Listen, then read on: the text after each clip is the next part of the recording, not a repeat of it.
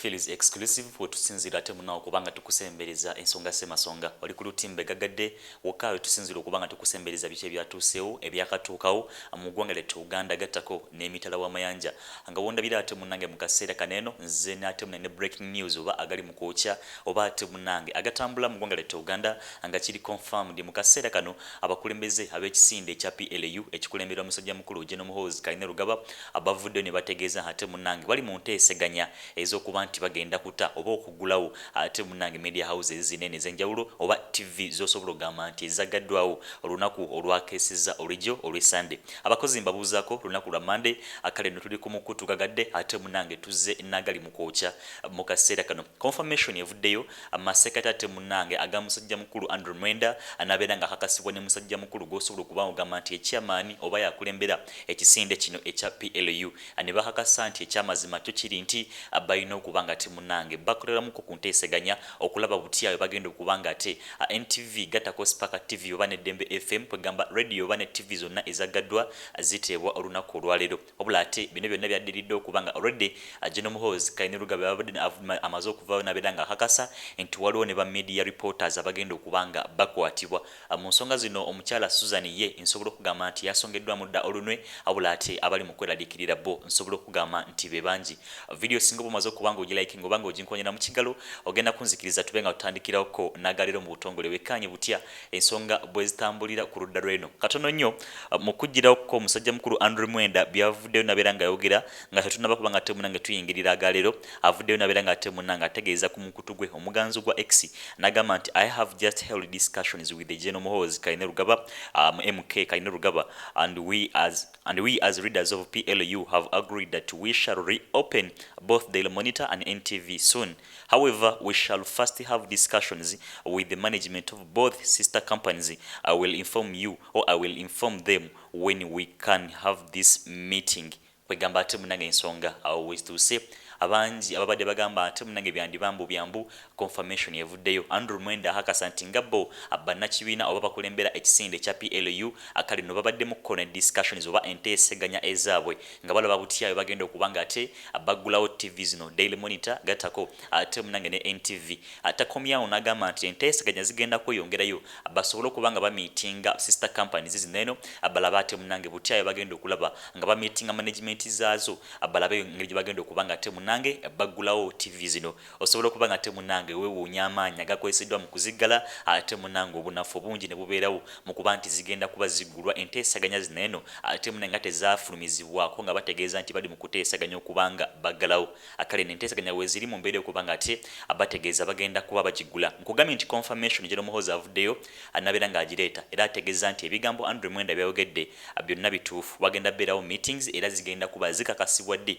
lwe zigenda okubanga ate zisembezebwa ku ludda lweno nzikiriza tutandike n'akatambi kano bwetti ate munango gye twengereko n'agalero mu butongole wela bigenda maaso mu ggwanga tubiraba byewuunyisa binnakuwaza naye oba tusanyuke funyemu ekirowoozo ne ngamba oba tusanyuke tuleme kunnakuwala nnyo nti omukulu kati ali mu buyinza alagira aduumira ku makya mukulu w'amagye kati ngenda kukwata okwagulu kwago n'akwatibwa kati ngenda kukwata Miriam Matembe n'akwatibwa kati ngenda kugalawo NTV neggalibwa mulowooza tetufunye omuntu atuukiriza ebisuubizo kubanga abasinga badde tebatuukiriza anyway singa oba waba wamugamba nti nno ebisuubizo by'otuukiriza lwakuba binyigiriza abantu naye tandika okusuubiza ebintu ebiwulikika nti banange oluguudo luno mu wiiki 2 lugenda kuba luwedde okukolebwa nti banange eddwaliro lino emulago maybe omukulu tamanyi nti waliwo ebizibu ebyo tutandika okumugamba nti munange ekiruddu olabaawo waliwo abakazi abazaalira wansi tebalina butanda azuke atwitinge nti mu nnaku 3 ekiruddu wagenda kubaayo butanda kubanga tukulabye osuubiza n'otuukiriza nti banange emulago olabaawo ku casualty ku emergency otuuka nga n'omulwadde tonawo omuteeka asuubize nti banange abasawo bona tugenda kubasiba kati tuteekewo abakola kubanga bano baadde babba eddagala olowooza ebisuubizo ebyo wonaabituukiriza tobeere darling w'abantu. Do not think that we must be in too much fear because you hold a gun, because you know you can do better still. You can use the energy and the command you have to do good things for this country. I think we are going to reach a point where actually it is prison is the best place to be, basement is the best place to be, you know, because buli ayogera ekituufu, buli akkiriza mu kituufu, buli alowooza nti ayagala ensi ekimala are ending up with those threats, drone, basement, blah blah blah. So I rather belong to that side, if standing for the truth, if loving my country, if standing up against abuse of human rights. If the reward for it is the basement, if the reward for it is imprisonment, if the reward for it is arresting, tormenting, you know, is making me run bankrupt, is kugamba kunkola buli kikyamu, so it be. And fellow Ugandans,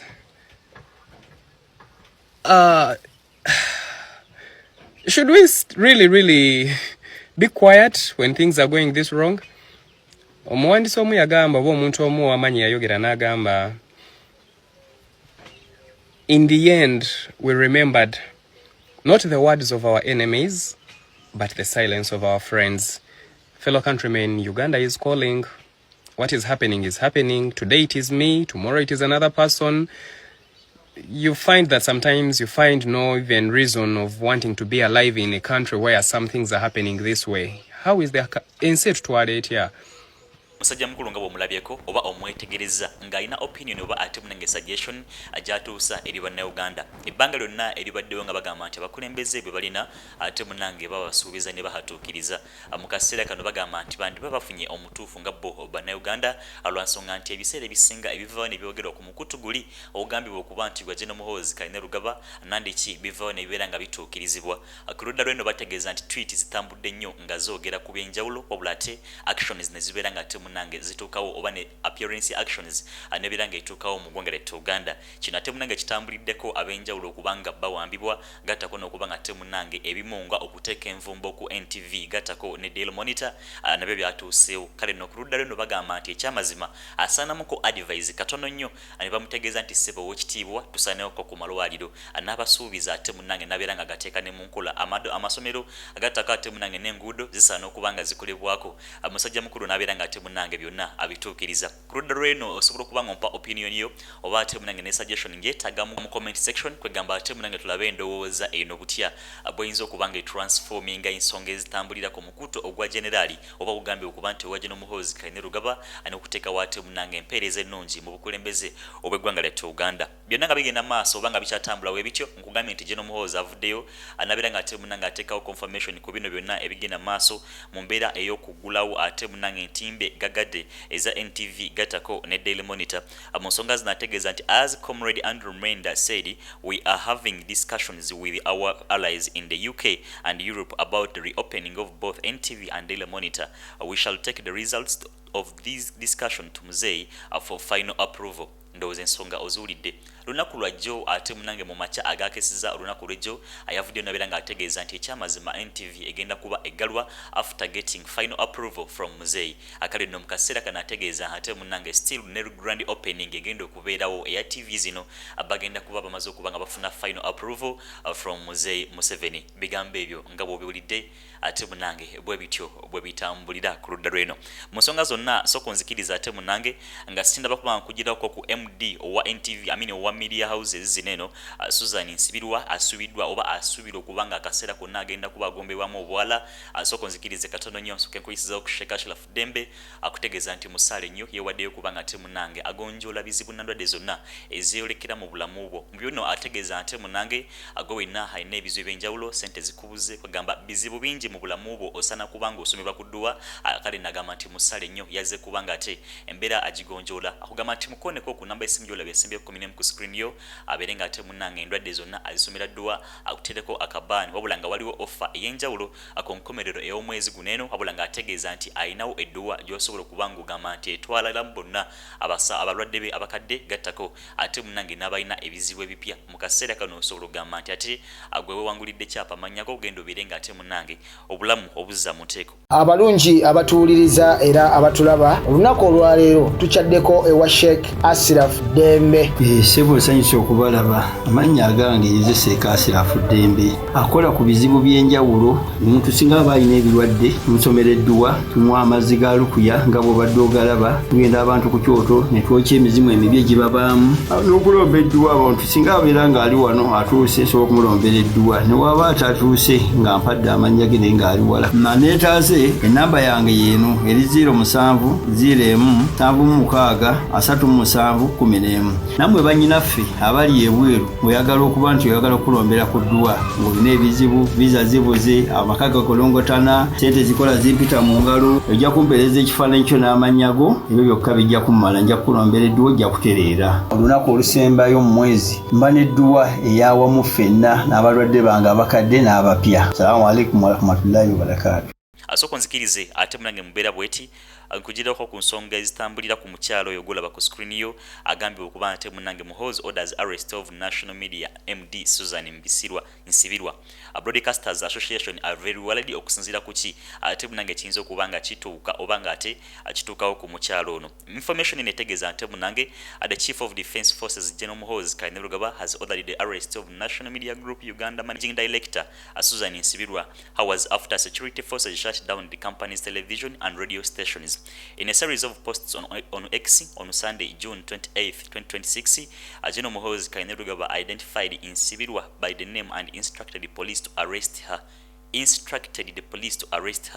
I hear there is a small girl called Issue. Ate munange tweet yabadde ya General Muhoozi Kainerugaba bwetyo nga bwetambula n'ategeeza nti we are looking for her, we will discipline her as she cannot cause chaos in our country. Kwegamba managing director ate munange wa sister companies zineno oba companies televisions and radio stations ate munange talina kubanga atekawo chaos mu ggwanga lyattu Uganda. Ye tweet oba ate munange yafulumidde ku mukutu ogambibwa okuba nti uga General Muhoozi Kainerugaba mu nsonga zino ng'ategeeza nti bagenda mu disciplininga olw'okuteekawo kewandiise akajagala loba nakatabanko akayite chaos mu luzungu oba mu lunyanyimbe. Mu nsonga zino okweraliikirirako kungi ddala okubanga ate munange managing director ayinza obutalutonda olw'ensonga ate munange bingi ebizenga byogerwa ku mukutu guno obula ate nebimala nebiteekebwa mu nkola. Kale n'okutyako kugenda maaso akuki ekiyinza okuba nga kiddirira ku bulamu obw'omukyala MD Susan Nsibirwa. Nzikiriza ate munange ensonga nzikweko osobola okuba nga ozekkanya ku butya ebitambula ku ludda lweno wekumire ku mukutu ng'obiraba tukomawo n'amalala manzi nnyo. Yes, Waga Connect Properties tuba tukomyewo ate ne hot deal tweyama okubeera nga tuba tusaako ebyo byolinza okubeera nga weetaaga mu bulamu bwo, wakola sente zo, oyagala wakuziteeka, oyagala kuzimba ennyumba yine ewedde leero gye nkuleetedde hot deal. Zino bwezi tebazigurabinga mangu y'ensonga lwaki ngenda kugamba nti wiiki emu wiiki bbiri beera nga omaze okwalenjinga akasente. Ennamba tuziteekako nenjagala nsooke nkulambuze ku nnyumba eyo nga wogiraba. Interior waayo mulungi nnyo nga wolinza okubeera nga olaba ennyumba erina ebisenge 5. Ekyo kiyungu nga wokiraba kigazi ddala. Furniture mulungi. Interior yenna nga w'omulaba. Nyumba ya flat erina ziyite myaliro giri ebiri, ebisenge birungi nnyo biri well furnished. Osobola okubeera ng'oleetawo famire yo oli bweru eyo wayagala dde okuzimba eno ennyumba yiye ewedde ki bathtub okirabaawo. Ninza okugamba nti wali bonna ng'enjogera y'ennaku zino oba ogenda kweyagala bweyagazi terigamba nti sima mu kisinja ennyumba nkugambye ewedde erina kavyu kalungi oba ninza okugamba eri mu neighborhood nnungi nnyo. Ennyumba eno eri Seguku mu bagagga kyovala batwagala bagagga baffe mutwe ku ssente. Erina boys quarters gwalinza okugamba nti no nina abantu bange abalala bennandyagadde basoleeka boys quarters bwe ziryawo nga wenzikulazeeko ndowooza osobola okulaba ebweru waayo ate nga erina n'ettaka wokyasobola ozimba ebintu bye ebirala oba ogambye kuzimbawo nnyumba ndala bweti ejyawo oyagadde teekawo swimming pool. Laba kavyu kalungi ninza okugamba $1 million view kituufu.